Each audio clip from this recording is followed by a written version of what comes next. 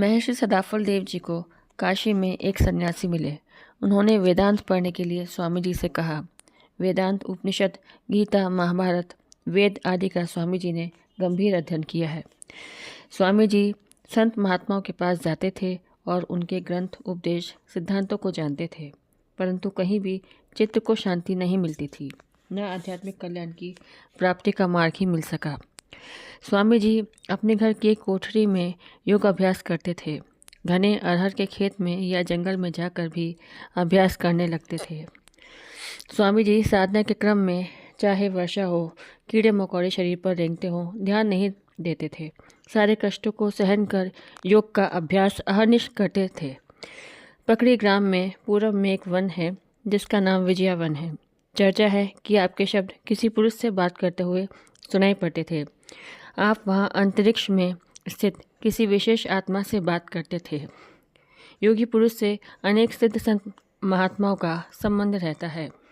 स्वामी जी सदैव योगासीन रहते थे और निज स्वरूप की प्राप्ति के लिए चिंतन भजन करते थे।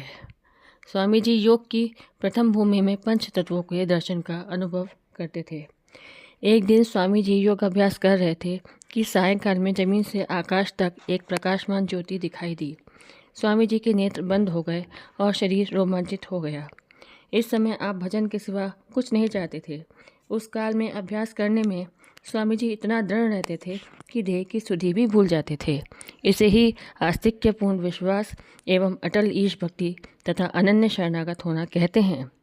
वे बाहर खेत अथवा वन में रहकर प्रथम कोटि का साधनाभ्यास करते थे, जिसका आज प्रचार किया जा रहा है। प्रथम कोटि का साधन सद्गुरुदेव 3 वर्षों तक रात दिन 8वें याम गुहा में बैठकर किए थे।